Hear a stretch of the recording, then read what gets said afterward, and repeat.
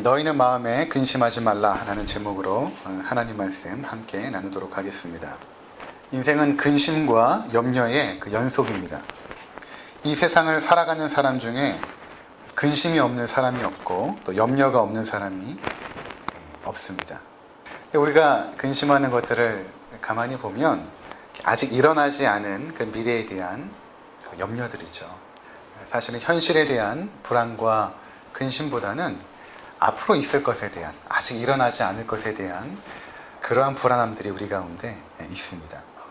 그렇다면 왜 우리들은 정말 일어날지 안 일어날지 모르는, 어떤 학자가 연구했더니 불안해하는 그 일들 가운데 90%는 일어나지 않는다, 이렇게 이제 통계를 낸 적이 있는데, 우리는 왜 그렇게 이제 불안해하며 근심하며 살아가는 것일까요?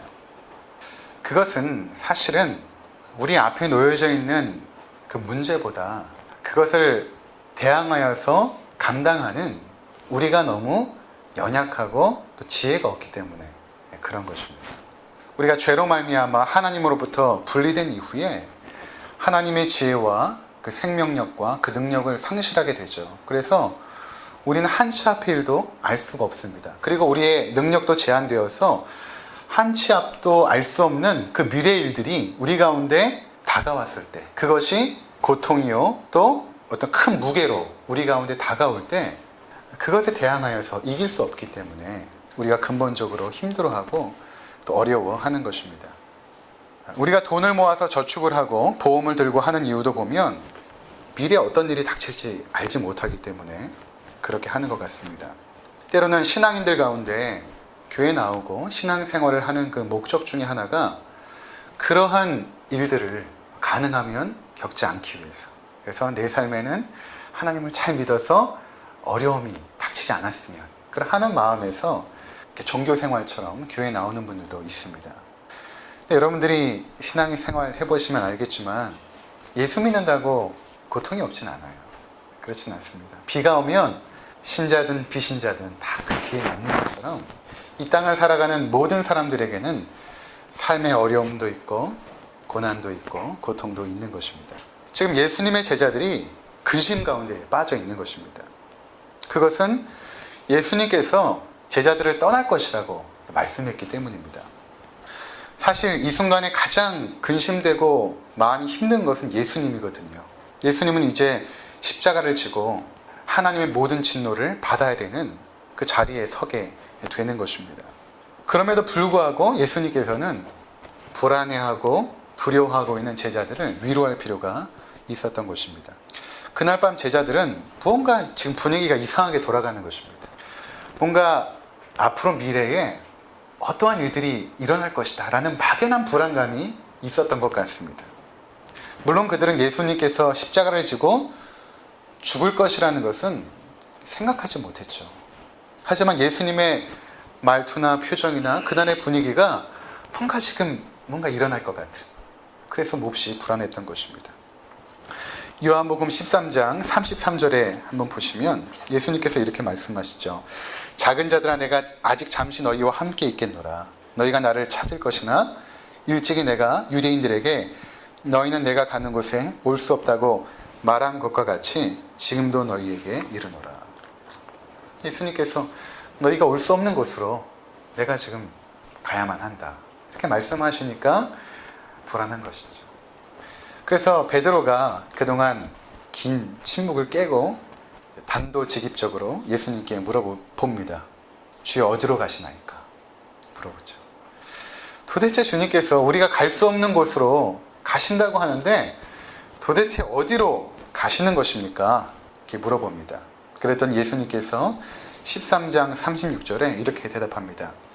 내가 가는 곳에 내가 지금은 따라올 수 없으나 후에는 따라오리라. 직접적인 대답을 피하시고 지금은 내가 따라올 수 없지만 나중에는 네가 따라오게 될 것이다. 그러니까 베드로가 자기 열정을 담아서 예수님께 이렇게 말합니다. 37절에 주여, 내가 지금은 어찌하여 따라갈 수 없나이까? 주를 위하여 내 목숨을 버리겠나이다. 참 수제자다운 대답이죠. 아마 나머지 그 10명의 제자들도 그 베드로의 대답에 감탄했을 것입니다. 예수님을 위해서 베드로라면 정말 목숨을 버릴 수 있을 거야.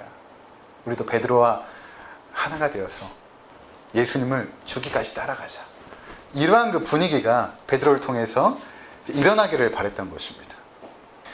그 베드로는 전에도 말씀드렸지만 이 저녁에 예수님과 계속해서 이제 부딪혔잖아요. 그렇죠? 내 발을 씻길 수 없습니다 했더니 예수님께서 내가 너의 발을 씻기지 않으면 너와 나와 아무런 상관이 없다. 그러니까 주님 나를 목욕시켜 주시옵소서 했더니 발을 씻은 사람은 굳이 목욕할 필요가 없느니라. 그 대화가 계속 이제 베드로와 부딪히면서 베드로가 굉장히 위축이 되었죠. 하지만 이러한 대답을 통해서 내가 주를 위하여 목숨을 버리겠나이다. 이러한 대답을 통해서 뭔가 자신의 그 믿음을 예수님으로부터 인정받고 이제 싶었던 것입니다. 그런데 예수님의 대답이 뜻밖이었어요. 13장 38절에 보면 내가 나를 위하여 목숨을 버리겠느냐? 내가 진실로 내게 이르노니 닭 울기 전에 내가 3번 나를 부인하리라. 이렇게 말씀하십니다. 베드로가 굉장히 당황스러웠을 것입니다. 그리고 옆에 있는 제자들도 적잖이 충격을 받았을 것입니다. 베드로가 3번씩이나 부인한다면 도대체 자신들은 어떻게 될 것인가? 이러한 불안감들이 지금 그들 가운데 엄습해 온 것입니다. 이러한 분위기 가운데 예수님께서 이제 말씀하시는 거예요. 너희는 마음에 근심하지 말라. 이렇게 말씀하시는 것입니다. 자, 여러분 우리들도 그렇지 않습니까? 우리도 미래에 대한 그 막연한 불안감들이 엄습해 올 때가 있습니다. 제자들이 느낀 불안감은 이것이죠. 도대체 어떤 일이 벌어질 것이고 그 속에서 내 인생은 어떻게 될 것인가 라는 것입니다. 이것이 인간이 가지고 있는 가장 기본적인 불안감이에요. 도대체 어떤 일이 벌어질 것이고 그리고 내 인생이 어떻게 될 것인가 라는 것입니다. 우리도 이제 가끔 그럴 때가 있습니다. 도대체 어떤 일이 일어날 것인가 내 인생에. 나는 또 어떻게 될 것인가. 그런 생각에 잠 못 이루던 밤들이 아마 꽤 있을 것입니다. 그런 막막함들. 마치 캄캄한 동굴 속을 터벅터벅 들어가는 듯한 끝이 없는 그 동굴을 걸어가는 듯한 그런 막막함들. 그러한 일들이 우리 가운데 때로는 닥쳐온다라는 것입니다. 그러한 근심 가운데 있는 우리들에게 예수님께서 하시는 말씀이 무엇인가 하면 너희는 마음 가운데 근심하지 말라. 이렇게 말씀하시는 것입니다. 첫 번째, 우리가 왜 근심하지 말아야 되는가? 예수님께서 말씀하시는 것은 하나님을 믿으니까 나를 믿으라는 것입니다. 나를 믿음으로 말미암아 너희가 근심하지 말라. 그 당시에 제자들에게 있어서 하나님을 믿는 것은 당연시 되었습니다. 그런데 예수님께서는 나를 믿으라 이렇게 말씀하시는 거예요. 그것은 굉장히 엄숙하고 숭고한 예수님의 말씀입니다. 어떤 인간이 미치지 않고서 이런 말을 할 수 있겠어요? 나를 믿으라 이렇게. 어떤 인간? 예수님께서는 하나님으로서 지금 말씀하시는 것입니다. 너희가 하나님을 믿으니 또 나를 믿어라. 말씀하시는 것입니다. 성경에 보면 염려나 불안, 두려움, 근심 이러한 부정적인 그런 마음이 믿음과 연관되어 있다라고 말씀을 하고 있습니다. 그러니까 즉 믿음이 약해지면 불안해하고 근심이 됩니다. 반면에 믿음이 있고 또 믿음이 성숙해지면 내가 불안해하고 두려워했던 모든 것들이 힘을 잃고 약화돼 버립니다. 마가복음 4장에 보면 예수님께서 제자들과 함께 사역을 진행하시다가 날이 이제 어둑하게 되었어요. 근데 제자들에게 우리가 저편으로 건너가자. 배를 타고 이렇게 말씀하십니다. 그래서 이제 배를 타고 제자들과 함께 저 갈릴리 바다 저편으로 한참 가고 있었어요. 아마 그 바다의 한 중간 정도 왔을 것입니다. 꽤 깊은 바다 가운데 이제 왔습니다. 그런데 갑자기 시커먼 구름이 엄습해 오면서 바람과 파도가 덥게 이제 일기 시작합니다. 근데 우리가 알다시피 제자들은 대부분 어떤 사람들이냐면 뱃사람들이었어요. 평생 바다에서 살았던 손이 굳은 사람들입니다. 그러니까 그러한 바람이나 파도들은 많이 상대했을 그런 사람들이었죠. 그러니까 베드로와 이제 야고보 그 외 제자들이 그 바람을 이겨내기 위해서 파도를 이겨내기 위해서 열심히 노력을 합니다. 자신의 경험과 또 자신의 지혜와 자신의 노력으로 그 풍랑을 이겨내기 위해서 열심히 노력하죠. 그런데 그들이 깨닫습니다. 도저히 우리 힘으로는 이길 수 없구나. 근데 보니까 예수님께서 그 배의 맨 앞에 고물에서 주무시고 계신 거예요. 제자들이 사투를 벌이다가 예수님을 향하여 이렇게 외칩니다. 예수님, 우리가 죽게 됐는데 왜 돌아보지 않으십니까? 예수님께서 일어나시죠. 그리고 바람과 바다를 향하여 꾸짖습니다. 바람아 잔잔해져라. 파도야 잔잔해져라. 그러자 그 바람과 파도가 잔잔해지죠. 그리고 나서 예수님께서 제자들에게 뭐라고 말씀하시냐면 이렇게 말씀하십니다. 어찌 이렇게 무서워하느냐? 너희가 어찌 믿음이 없느냐? 이렇게 말씀하세요. 어찌 이렇게 무서워하느냐? 너희가 어찌 믿음이 없느냐?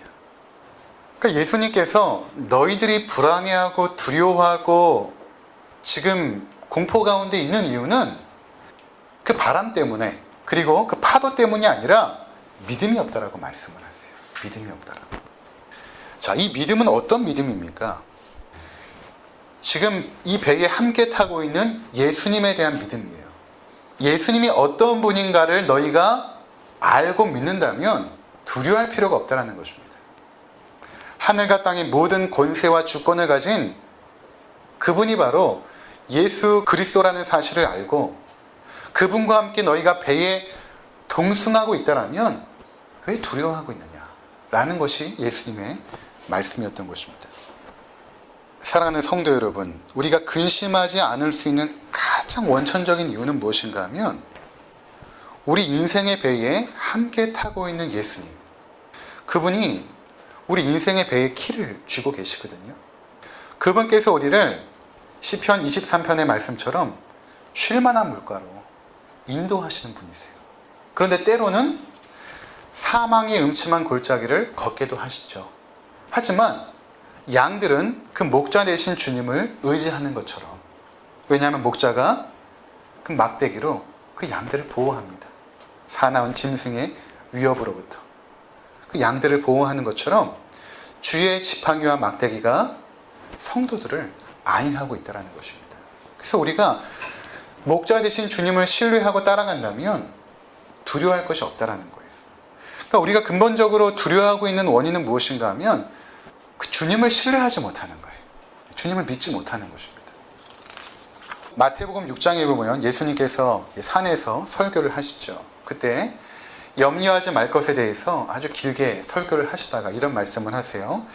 마태복음 6장 30절에 보니까 오늘 있다가 내일 아궁이에 던져지는 들풀도 하나님이 이렇게 입히시거든 하물며 너희일까 보냐 믿음이 작은 자들아. 그러므로 염려하여 이르기를 무엇을 먹을까 무엇을 마실까 무엇을 입을까 하지 말라. 그 당시에 염려했던 그 사람들, 제자들, 무엇을 먹을까 무엇을 입을까 무엇을 마실까, 그 당시에 가장 기본적인 염려였거든요. 예수님께서 염려하지 마라, 믿음이 작은 자들아, 이렇게 말씀하십니다. 그러니까 믿음이 작게 되면 염려하게 되는 거예요. 여러분, 우리의 삶에 예상하지 못한 어려움이 닥칠 수 있습니다. 내 삶에 내가 기대하지 않는 방향으로 진행이 될 수도 있어요. 그리고 현재 내가 겪고 있는 그 어려움이 더 깊어질 수도 있습니다. 그런데 문제는 내 앞에 놓여져 있는 그 문제가 아니라 오히려 그것에 맞서고 있는 내 자신의 믿음의 크기가 문제라는 것입니다. 이것이 하나님이 우리를 바라보고 있는 그러한 그 모습이에요. 정말 그것이 문제냐? 아니면 너의 믿음이 문제냐? 라는 것입니다. 우리가 정말로 나와 함께 하신 하나님을 믿는다면 삶의 어려움과 불안과 염려들은 힘을 잃고 맙니다. 근데 우리가 어떠한 시각을 갖고 있냐면 자꾸만 문제만 보는 거예요. 그게 사단의 아주 중요한 그 전략이기도 해요. 우리로 하여금 문제만을 보게 하는 것입니다. 그리고 문제만을 보게 되면 그 문제가 실제보다 더 크게 보입니다. 그리고 굉장히 나의 삶을 위축시켜버려요. 근데 하나님께서 우리에게 말씀하시는 것은 무엇인가 하면 믿음이거든요. 이 믿음은 어떤 거냐면 좀 더 구체적으로 말씀을 드리면 예수님에 대한 신뢰라고 말씀을 드리면 됩니다. 예수님에 대한 신뢰. 예수님을 신뢰하는 것입니다. 엄마가 이제 아이 손을 잡고 갑니다. 근데 아이가 이렇게 말하는 거예요. 엄마, 가다가 제가 넘어져서 다치면 어떡해요? 엄마 오늘 점심에 밥 못 먹으면 어떡해요? 엄마 내가 놀다가 엄마 잃어버리면 어떡해요? 엄마 손을 잡고 가면서 아이가 계속 이렇게 엄마한테 두려워하고 걱정하는 거예요. 우리가 주님께서 잡고 있는 그 은혜의 손길을 바라보지 못하고 자꾸만 문제만 보고 있는 것입니다. 믿음이 없는 거예요. 부모를, 엄마를 신뢰하지 못하는 것입니다. 욥기 7장 17절에 이렇게 말씀하십니다. 주께서 내게서 눈을 돌이키지 아니하시며 내가 침을 삼킬 동안에도 나를 놓지 아니하시기를 어느 때까지 하시리이까. 주께서 우리를 바라보고 있는 그 시야를 한 번도 놓치지 않는데 침 삼킬 동안에도, 우리가 이렇게 침을 탁 삼키는 동안에도 우리를 붙잡고 있는 그 손을 놓지 않으신다라는 것입니다. 시편 139편에 보면 7절부터 제가 읽어드리겠습니다. 내가 주의 영을 떠나 어디로 가며 주의 앞에서 어디로 피하리이까. 내가 하늘에 올라갈지라도 거기 계시며 스올에 내 자리를 펼지라도 거기 계시나이다. 내가 새벽 날개를 치며 바다 끝에 가서 거주할지라도 거기서도 주의 손이 나를 인도하시며 주의 오른손이 나를 붙드시리이다. 그러니까 주님께서 우리를 붙잡고 계속 가고 있는데도 우리는 불안해하고 있는 거예요. 두려워하고 있는 것입니다. 엄마 넘어지면 어떡해요? 내 삶에 어려움이 닥쳐서 엄마 내가 해결하지 못하면 어떡해요? 신뢰하지 못하는 것이죠. 주님께서 말씀하시는 것이 이것입니다. 너희가 마음에 근심하지 말라. 하나님을 믿으니 나를 믿으라는 것입니다. 너의 오른손을 붙잡고 인도하고 있는 선한 목자이신 예수 그리스도를 믿어라. 이게 예수님의 첫 번째 음성인 것입니다. 두 번째, 예수님께서 이렇게 말씀하세요. 근심 가운데 있는 제자들에게 너희가 하나님 나라를 소망함으로 그 근심에서 벗어나라는 것입니다. 하나님 나라를 소망함으로 근심에서 벗어나라고 말씀하십니다. 요한복음 14장 2절과 3절 우리 함께 읽어보도록 하겠습니다. 내 아버지 집에 거할 곳이 많도다. 그렇지 않으면 너희에게 일렀으리라. 내가 너희를 위하여 거처를 예비하러 가노니 가서 너희를 위하여 거처를 예비하면 내가 다시 와서 너희를 내게로 영접하여 나 있는 곳에 너희도 있게 하리라. 예수님께서 내 아버지 집에 거할 것이 많도다 이렇게 말씀하시죠. 그러니까 아버지 집이 어디입니까? 하나님 나라, 천국이죠. 근데 예수님께서 하나님 나라 또는 천국이라고 말씀하지 않고 아버지 집이라고 말씀하시죠. 아버지 집. 이게 우리에게 굉장히 친밀하게 다가옵니다. 우리 아버지의 집. 집에는 방들이 있잖아요. 그렇죠? 그래서 영어 성경으로 보니까 In my father's house are many rooms 이렇게 말합니다. 나의 아버지의 그 집에는 많은 방들이 있다라고 말씀하세요. 너희들이 거할 많은 방들이 있다. 그리고 내가 너희를 위하여 그 방들을 예비하러 간다. 이렇게 말씀하십니다. 우리가 거할 그 방들을, 이미 그 방들이 있어요. 여기서 우리가 거할 그 방들을 예비하러 간다는 것은 어떤 말씀인가 하면 예수님께서 죽으시고 부활하시고 승천하시는 것이 우리를 하나님께로 인도하는 길이기 때문에 바로 그 길로 걸어간다는 것입니다. 이미 천국에 우리가 거할 처소는 이미 있거든요. 그 처소를 예수님께서 예비하느라고 아직 재림하지 않는 것이 아니라 이미 완성이 돼 있어요. 하나님 나라에.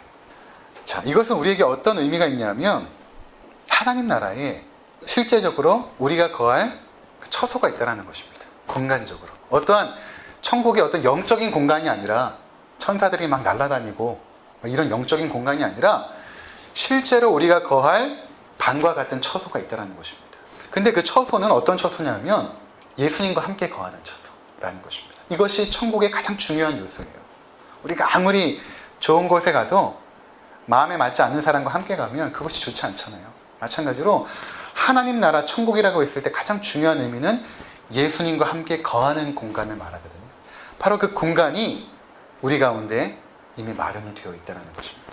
그래서 너희가 근심하지 말라 이렇게 말씀하세요. 근데 제가 이 말씀을 이렇게 묵상하면서 이것이 과연 근심하고 있는 제자들에게 위로가 되었을까? 또 지금 우리들에게 이 말씀이 위로가 될까? 이렇게 생각을 해봤어요. 한참 현실의 직장 문제로 또 진로 문제로 또는 재정적인 문제로 걱정하는 분들에게 찾아가서 걱정하지 마세요. 마음에 근심하지 마세요. 하늘나라에 형제님을 위한, 자매님을 위한 처소가 예비되어 있습니다. 이렇게 말하면 과연 현실적으로 근심하지 않게 될 수 있을까? 한참을 생각해봐도 이게 잘 와닿지 않는 거예요. 그런데 좀 더 생각해보니까 이런 의미가 있습니다. 제자들은 당시에 이 말씀이 이해가 되지 않았습니다. 그런데 이제 조금 있으면 예수님께서 죽으십니다. 그리고 부활하세요. 그리고 제자들에게 찾아오십니다. 그리고 이제 제자들은 그 부활의 주님을 목격한 이후에 담대하게 예수가 하나님의 아들이고 그리스도라고 증거하기 시작해요. 그리고 제자들은 그렇게 예수가 하나님의 아들이라고 증거한 것 때문에 비참한 죽음 가운데 처하게 됩니다. 그냥 목 베어 죽는 것이 아니라 십자가에 거꾸로 매달려 죽기도 하고 톱에 켜서 죽기도 하고 태워져 죽기도 하고 비참한 죽음으로 그들은 최후를 맞이하게 되었습니다. 근데 그들에게 이 밤에 예수님께서 하셨던 이 말씀, 이것이 굉장히 큰 위로가 됐을 것입니다. 그 죽음의 위협 앞에서 이제 곧 있으면 내가 거할 그 처소로 곧 가게 되는구나 라는 것이 제자들에게는 굉장히 큰 위로가 되었을 것입니다. 인간에 있어서 가장 큰 두려움은 죽음이죠. 그리고 사실 우리가 두려워하는 것의 맨 끝자락에 보면 죽음이 있습니다. 그러한 상황 속에 있는 우리들에게 가장 큰 위로가 되는 것이 무엇이겠습니까? 그것은 죽음 이후에 우리가 거할 처소가 예비되어 있다는 것입니다.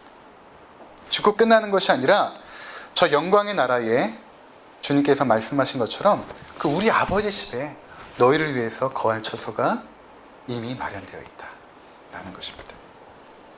고등학교 2학년 때였는데 교회에서 이제 제가 학생회 회장이었는데 그때 부장 선생님이 누구였냐면 최덕신 집사님이라는 분이 부장 선생님이셨어요. 이분이 어떤 분이냐면 그 당시에 그 나라는 찬양을 만들어 가지고 혹시 아십니까? 나 가진 재물 없으나 나 남이 가진 지식 없으나 나 남에게 있는 건강 있지 않으나 나 남이 없는 것 있으니 이런 아름다운 그 시를 찬양으로 만들어 가지고 한국교회 성도들이 굉장히 은혜 받았던 시기가 있었거든요. 그것을 작곡한 분이 최덕신 집사님이셨는데 그때 주찬양 선교단을 리더하고 있었거든요. 그래서 이 찬양이 하도 많이 불리고 사람들이 좋아하게 되니까 콘서트를 이화여대에서 이제 갖게 되었습니다.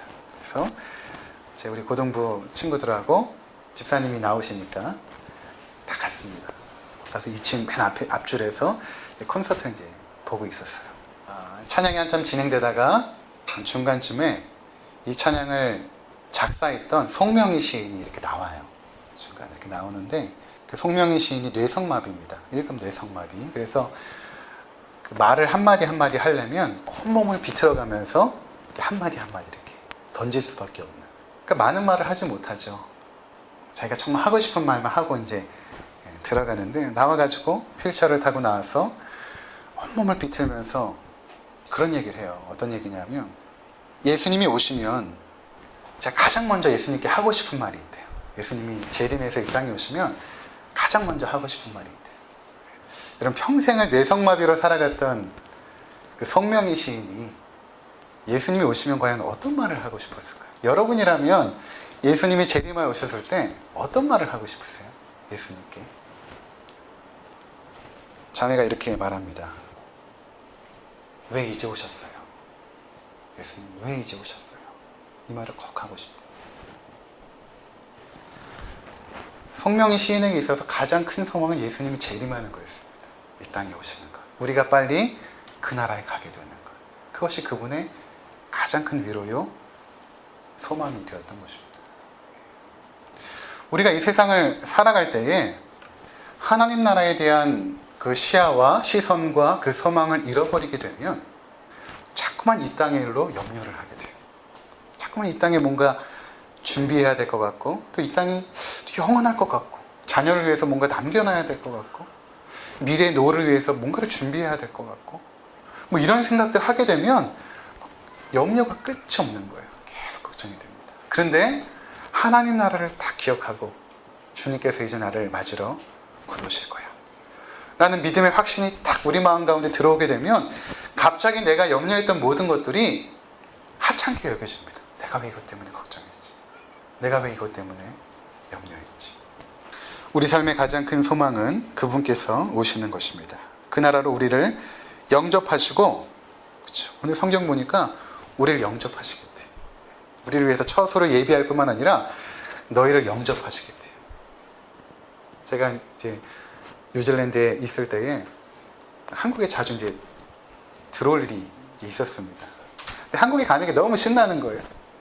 가면 이제 가족들도 만나고 또 사랑하는 친구들도 만나고 너무 신나는 거예요. 이제 2010년도에 아버지가 암 선고를 받고 나서 한국에 가게 되는데 전화가 왔어요. 이제 아빠가 아파서 너를 마중 나가러 못 간다. 늘 공항에 이제 딱 나가면 엄마 아빠가 웃으면서 저를 반겨줬거든요. 그걸 생각하면 막 비행기에서도 막 신이 났는데 아버지가 나를 마중 나가러 못 나온다고 하니까 마음이 굉장히 쓸쓸해지는 거예요. 그만큼 영접하는 분이 있는 것과 없는 것은 우리 삶이 그렇게 틀린 것입니다. 근데 우리가 마지막 순간에 우리를 영접하는 분이 계시다는 것입니다. 우리 사랑하는 가족 중에 이제 죽음의 문턱에서 고생하는 분들이 계시잖아요. 그렇죠? 마지막 순간에 예수님께서 그분들을 영접하시는 거예요. 그러니까 우리가 계속해서 성도들끼리 서로 위로하고 또 힘을 줘야 될 메시지가 무엇인가 하면 마라나타, 주님께서 곧 오실 것입니다. 그때 우리의 모든 눈에 눈물을 닦아주시고 고통이 없고 슬픔이 없는 것으로 우리를 인도하실 것입니다.